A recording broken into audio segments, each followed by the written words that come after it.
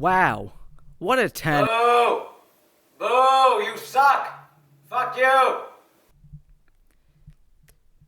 Okay, so this is going to be a stand-up show responding to the Adelaide Art Festival. And so I could be responding to one show, one theme, or the whole thing.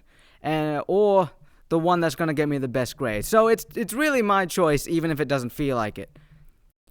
But I will be honest with you, this is not going to be easy for me. Especially with... So when I was a young kid, I used to be very, very creative. I remember one time I created a Crusader Knight outfit completely out of cardboard and aluminum and paint, and I put in a lot of effort, which in hindsight is quite weird or ironic, because the Crusaders were essentially a bunch of English people going, we're gonna go over to those brown cunts, we're gonna take their shit, we're gonna take their land, all in the name of God. And me, an Indian, went, cool, a sword. Yeah, other than advocating for cultural genocide accidentally, my mom, generally speaking, wasn't supportive of my creative endeavors at all. Creativity wasn't something that you would foster or nurture in her eyes. It was more something you left in the car while you went shopping. Ironic, given that she's a retirement home nurse and her main job is to look after old people while they think of new ways to be racist. However, I do have to acknowledge the cultural difference there. There are a bunch that I have to wrap my head around, such as how to eat certain foods, various traditions, religious rituals, and also what is or isn't a sign of respect. For example, whereas a white mom would put their kids' art on the fridge, mine would put it in the bin. If I had empathy for you, I'd feel sad. But I don't, so I'm not going to. Now, if I was a spiteful, insecure teenager, I could easily keep going with just shitty brown/Asian parent jokes, dunking on it and throwing it under the bus. However, I've changed, and I'm now an insecure, spiteful adult. And with that comes with the realization, or maybe the acceptance, that my mom is not exempt from the bullshit of being brown and middle class in a rich white country. Like, she's probably seen very few brown people in certain fields, and then in that case, they have to be at the top of their game just to get there. And culturally speaking, I'm the one that's going to be their retirement plan. So if you were in her position, would you really let me waste my time trying to be a comedian? No, because you're not funny. It's funny. I will label this as my relationship with art, but really, it's me talking about my relationship with my mom. So the course I'm doing this for is great. We're basically going around watching a bunch of art festival shows, and in the off chance they were shit, we still had like great lectures and great discussions in class. And I'm totally saying this because these are my real legitimate feelings, and in no way is an attempt to try and butter up the instructor to give me more marks. Ha ha ha ha! Just kidding, you suck! However, if I were to point out like a negative in the whole experience, it was this weird feeling I had while watching some of the shows. It didn't matter what it was, but it was like this faint, small feeling, kind of like finding a puddle in the room. Like, it's not earth-shattering, but you want to know where the fuck that came from. Like, was that from a leak or... Well, I can't think of any other examples because who the hell is well-versed in room puddles? Oi!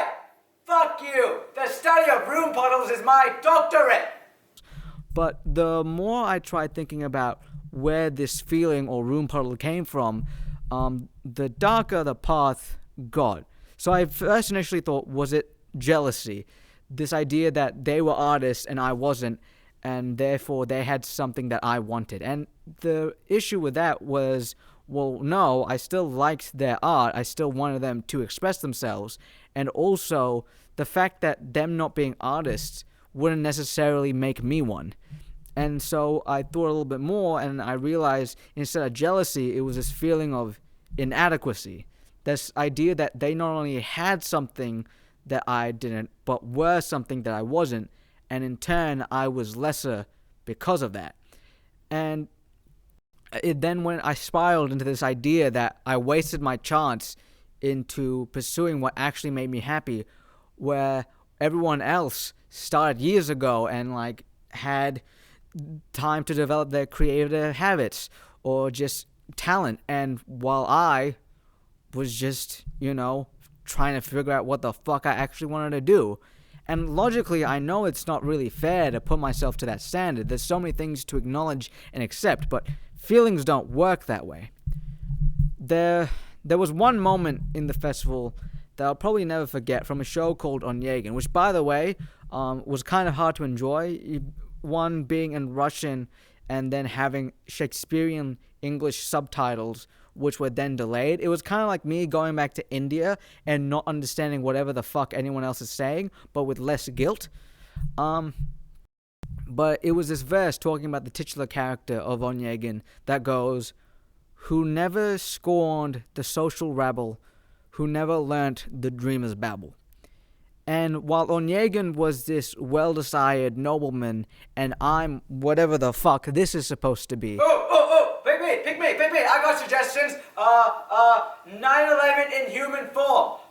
Walking war crime. Shit. Bad. 9/11 in, oh shit, I said that. I still kind of shared that feeling of, well, having societal expectations tell me what I should have done, and never actually trying resisting that and ask what actually made me happy. So this is where I have to wrap things up, and you'd expect for me to go into some sad, sappy ending, maybe with some shitty violin playing in the background. And to that, I just want to say, with a gust of eloquence, fuck off. Because if there's something worse than being uncreative, in my opinion, it's being pretentious. And there is a way to give myself a happy ending. No, not like that. It's to just not give an ending at all. Because I know I said that it felt like it was too late for me to try and pursue my dreams. But I also said a lot of other stupid shit. So why is that an exception? Look, I can have all this time to just give up and try and find a real job. But there's no point in actually doing that if I never gave myself a real beginning in the first place. So, to do that, I've decided I'll end on a self-centered poem written by me. And without further ado, I'll go. Søren Edderkarden admittedly kinda sucks. The man doesn't know how to shut the fuck up. But what he said wasn't all bad, whether he was in Australia, India, or even Trinidad. There was one thing he kept straight, whether by nature or whether by fate. Søren Edderkarden always scorned the social rabble, as much as he was versed in the dreamer's babble. That was cringe, and you should feel bad. Hey, you know what? Fuck you, dude!